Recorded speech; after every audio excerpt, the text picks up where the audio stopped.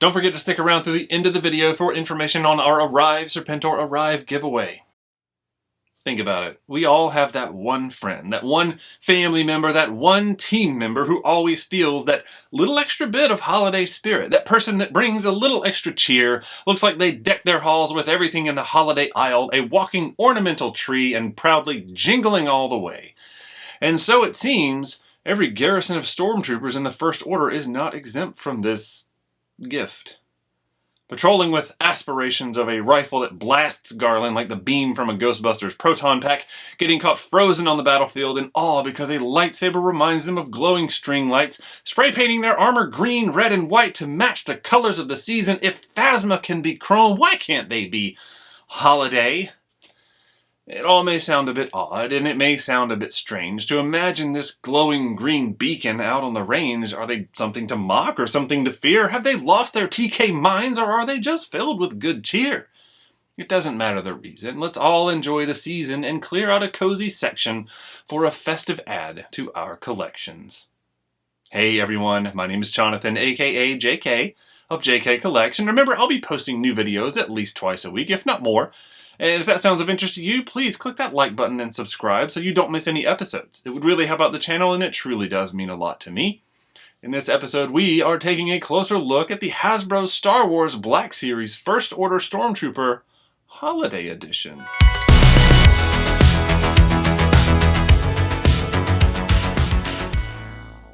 Hey everyone, welcome back, and here it is, the First Order Stormtrooper Holiday Edition, looking very festive in this package, right? You know, as we mentioned in the opening. So, looking at the back, same basic layout that we are used to with these holiday editions for this year at least. Let me bring the lights down so we can kind of see. There we go. We've got the snowflakes with the First Order Trooper helmets being the little the ends here, and we do have typical snowflake design, but then that is the piece that comes on there. A little bit of talking about Celebrate the Season. We've got the to and from card that has the First Order Trooper, and that emblem kind of spills over to the side, which takes place of any kind of artwork of the figure or the character itself, and then the little bow with more snowflakes. So very simple packaging, basic same idea that we see with all of these holiday edition ones so far.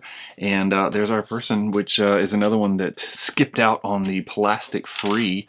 So let's use my handy new box opener, little pencil style thing that we've got here, and get into it so we can look a little bit more closely at this one. I'm very excited about this one. It's a lot neater looking in empty box than some of the other ones that I've picked up. I'll pull that out of the way. There's our pamphlet as usual. We'll move that in. First and foremost, we will take the accessories out.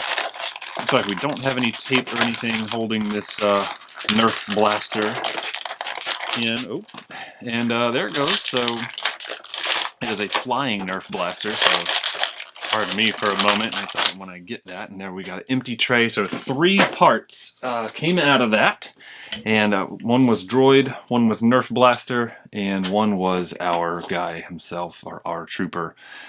So here we go. Let's take a closer look at these items. So like I mentioned, there's our blaster, right? Kind of like the rifle style. It's got the stock on it instead of sometimes the shorter version that we'll see. So this one's built for a little bit more precision. The paint on it, I can't say that it doesn't look like a Nerf blaster. It even has the orange tip for safety, right? To show that it's, you know, not real. And I really don't think Hasbro would be upset if we said this was a Nerf blaster. Hey, maybe it's supposed to be. Maybe they just don't want to give the holiday cheerful First Order Troopers a real blaster. But anyway, regardless of that, the paint on it, it is cast in a white plastic, and you can see the paint is imperfect, right? So it's this orange, it goes into the white. It's very well put on the actual stock itself, but there's like a line right here, and it just gets a little bit sloppier, right? So there's not enough where it spills over here onto the white, probably where it wasn't supposed to be. So there's a very thin layer there, but this also doesn't quite look as clean and layered as that, and even underneath still a little bit there. The gray, not too bad, right? There's a little bit where it's missing up under here. So what I'm going to say with this is another one of those opportunities, and I see a lot of opportunities with orange, improperly put, you know, not matching the lines and all that stuff. That's the thing that's kind of disappointing about several of these, right? It's too clear of a quote-unquote cash grab, as you know, we've seen many people word it as. And that is what a repaint is, right? The whole idea of a repaint is we can use existing molds, repaint them, as it's in the name, and pull some money to help fund other projects or help pay for other projects, perhaps maybe some failed HasLabs. Too soon. But you know, if you're gonna do it right, right? It's so simple. But then when you have paint errors like we see here on something that's so simple, like even the white on this is not quite thick enough. There's a little bit of red showing through in some places, and the lines aren't very clean. You know, there's green that got all the way up here. There's imperfection in the paint right there that it just flaked off if I messed with it. So it's almost like there was dirt under there, or the paint was a little bit, it was dried when it was brushed on there. There's even some green that's just sticking out from where it was painted that will probably just flake right off. Basically, this looks like I used masking tape and spray painted it and called it a day. The bow on the back, you know, it seems like it's kind of like a paint sticker type thing. I'm sure there is an actual term for that. So it's very clean, right? It looks good because it's a sticker. The parts where it was painted, you can see the shadow that's green is casting right there.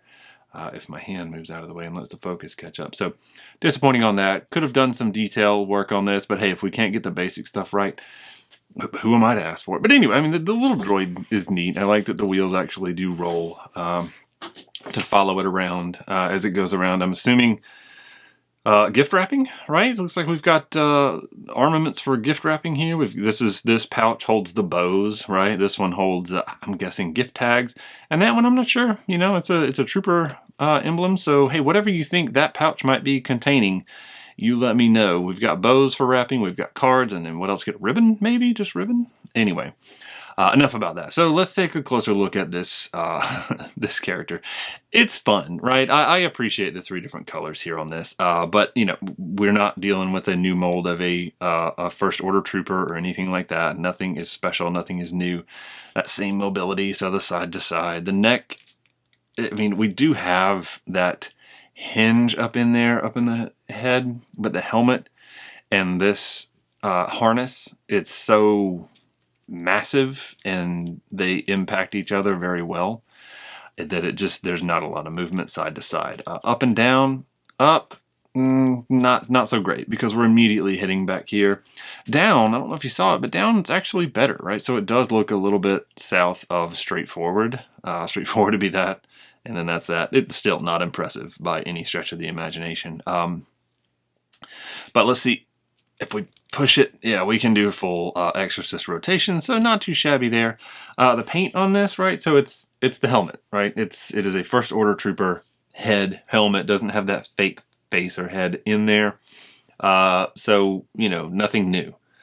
But we're looking at paint apps on this, and again, not 100% clean, right? So there's some red showing through.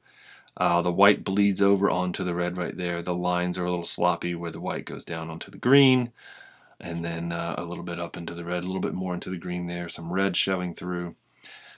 So far, with the paint apps, I know that, hey, maybe I am too picky with this being just a repaint, but I think it should just be perfect. And the lines here just aren't clean. It's like it was a very quick job of masking and painting, however they do it in the factory when it's being painted.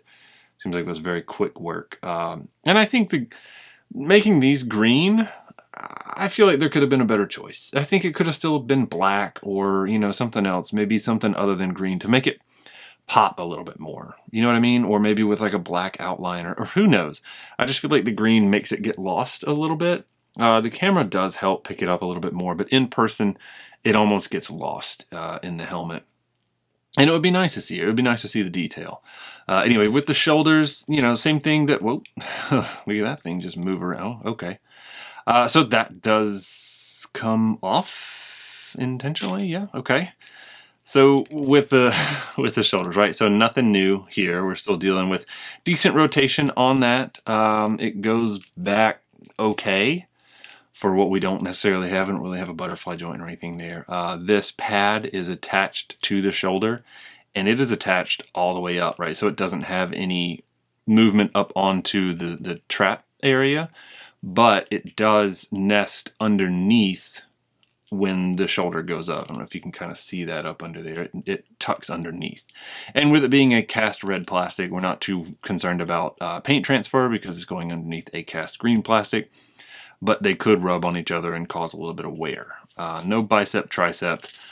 We do have elbow rotation, and we do have a single elbow going on there. As far as flexibility, not the best, but we've got an armor piece here, and then we have the bracer / armor piece right there for the wrist. And yes, I was very excited to use the term bracer because I was told recently that that is what that is called. I keep calling it a gauntlet when it's separate and it's not an entire thing. That is a bracer. But one thing that kind of stands out here, I don't know if you can see it in this joint, back to the topic at hand, there's paint stuck up in there, right? So there is white showing in there. There is red paint coming out of it. So I'm very curious what's going on here. So clearly, you know, obviously it started out white, as we can see there, because we still have a little bit of white showing through on the elbow. And then painted green, but there's also red. It's almost like, I guess it was white, then painted red, and then painted green. Because you can see the green maybe goes up on the red, but then the red also comes down on the green. Very interesting thing going on this elbow here. But the most important call out, they missed a spot. So there we go. Yep, underneath it, still some white first order trooper. Yeah, so there we go. And then no forearm rotation like I mentioned. We do have wrist rotation, and we do have wrist movement, I believe. It's very slight because of said bracer, right? But I think we're all pretty familiar with that if you have a first order or even just a regular Stormtrooper. Same thing for the other side. This one is a trigger finger more so, where this one's more like a grip, Kung Fu grip, and then this one is the trigger finger, which has that same mobility. So it's a forward, backward, and the full rotation. Same thing with paint opportunities right there. Did we miss a spot on it? No, we did not miss a spot on this elbow. So, hey, lucky there. You know, I hope mine is the only one that is like that. Mid-torso or the below the rib cage, we do have mobility there. As far as back, okay. It's not bad, but, you know, that is an uncomfortable looking upward stance. So he does lean back fairly well. And then forward's okay, considering we have this this giant harness getting in the way. So yeah, not bad there. And then it does have good rotation to make up for, it feels like no waist rotation or nothing in the hips right there. So we're all dealing with it there. Now, it does have this belt, which is part of, it basically feels like it is cast like in that rubberized green plastic. And it's firmly in place underneath this cast plastic here. And it just kind of stays in place because we've got this cast plastic back here that helps hold it up. So that's nice that it does stay. And it does have a little bit of flex. So we can get the legs to flex out a little bit and even forward. Forward's actually a bit better. Back, not too amazing. But to the side, not too much expectation because yes, these flex. And yes, these can kind of tuck underneath, but still, it doesn't have much room to move because we also have armor back here that these cast plastic pieces are going to impact. This is not flexible. We do have thigh rotation, upper thigh rotation, which can kind of help with some movement, like maybe forward. We do have a double knee, which is nice. Double pinned knee, mind you, because, you know, no updates to it. And no calf rotation, but we do have foot forward, decent, back, decent. And then good old painful misstep, breaking that ankle. All right, and then of course the same thing on the other side. We don't have any really kind of special mobility or off-centered asymmetrical mobility is what I'm thinking. Okay, and now let me look at this thing that I popped off because it did pop off and I saw that it had that a little bit lighter color going right there with the plastic. So that seems like it has settled out. So it does pop off. I just unfortunately popped it off a little hard because I was not expecting it to be able to pop off so easily.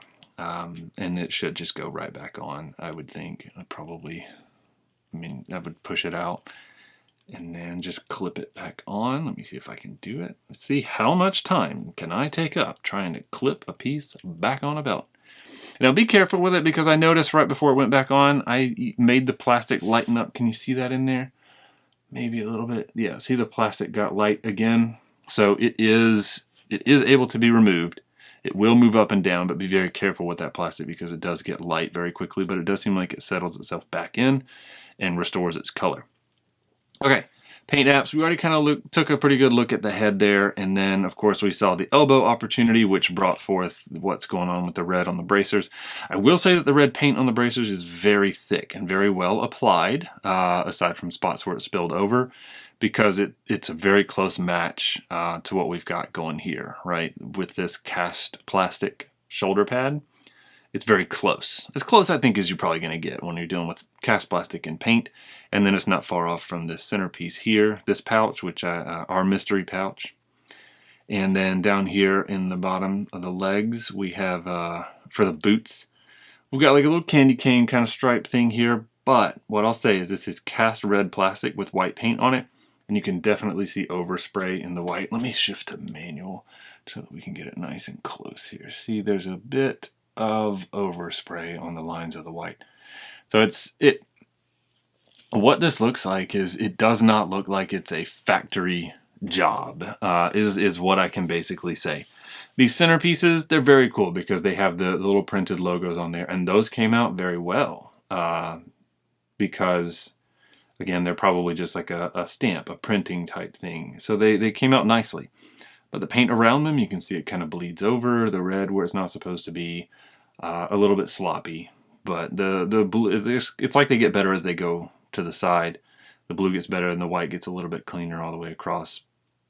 But then these little spots have some trouble. And then this cast brown could have used a little bit of highlights on it. But hey, who knows? At the rate the paint was going, who knows what those highlights would have looked like. Now, a couple things that jump out. We've got this peg back here for something. Nothing to use it with. So this is another one of those situations where we have something much like the Mandalorian Holiday Edition where it had 2 holsters but no weapon. This one has a peg on the back but nothing to use it with. I do appreciate that the Nerf blaster is here that plugs into the leg. But that's it. Yeah, so that's our guy. I'm not going to pick it apart too much more. What I will say is he does stand very well on his own, so it's a tried and true figure, right? I didn't really have to convince it very much. And we'll be back with some 360s. Let me just wipe this paint scraps away. Thanks. And here he is, our first order Stormtrooper Holiday Edition. Maybe feeling that holiday spirit, but apparently not the holiday droid spirit. All in all, fun little figure, right? All of these holiday ones have been. Same issues across the board as far as paint apps and the precision of them. I'll say there's definitely some opportunities on those, especially with them just being repaints. Yes, they are cast in different colors, but that's not as complicated a process, I wouldn't think, as it could be. Definitely as not making a new mold. So with the paint apps, it should be done, I would say, perfectly well. I do appreciate the Nerf blaster that it comes with. So he's going to hit that droid with a dart. Anyway, long story short, it's a fun figure. If you're interested in picking it up, I don't think you'll be disappointed. I'm certainly not. Thanks for checking it out. Hope you enjoyed it.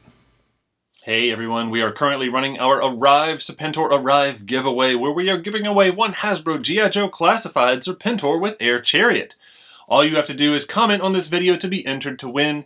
Each video during the giveaway period will have a secret keyword shared within the video, so be sure to subscribe so you don't miss any episodes. Because the first person to comment that keyword gets pinned to the top of the comments and gets 2 entries for that video.